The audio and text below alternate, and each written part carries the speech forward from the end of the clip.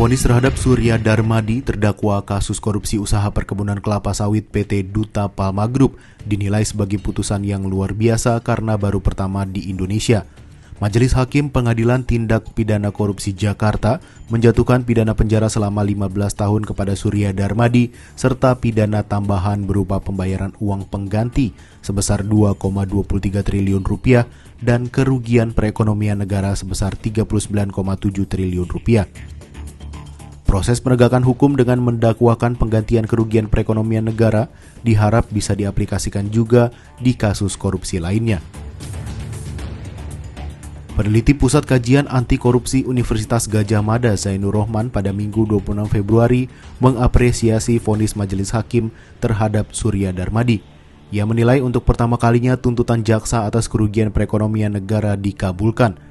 Ini berbeda dengan vonis hakim dalam kasus korupsi ekspor minyak sawit mentah dan turunannya pada awal Januari lalu, di mana tuntutan kerugian perekonomian negara tidak dikabulkan dengan alasan perhitungan yang belum jelas.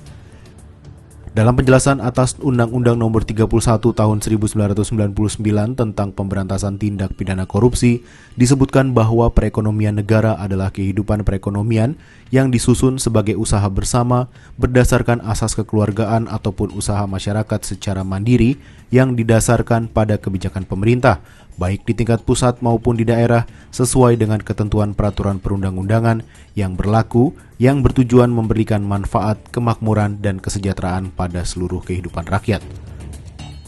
Lebih lanjut, Zainur menyebut kerugian perekonomian negara bukan hal baru dalam Undang-Undang tentang Pemberantasan Tindak Pidana Korupsi.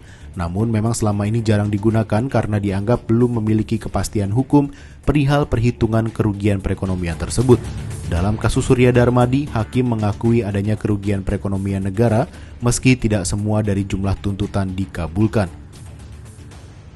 Sejalan dengan itu, Koordinator Masyarakat Anti Korupsi Indonesia Boyamin Saiman menilai publik bisa menyaksikan bahwa dampak dari sebuah perkara korupsi tidak hanya pada hilangnya keuangan negara, tetapi ada dampak lain yang lebih luas. Menurut Boyamin, kerugian perekonomian negara bisa dihitung oleh ahli ekonomi yang menguasai ilmu akuntansi dan manajemen. Aparat penegak hukum lainnya juga diharapkan menerapkan pasal kerugian perekonomian negara. Dengan demikian, tujuan untuk memulihkan aset dalam kasus korupsi bisa terwujud.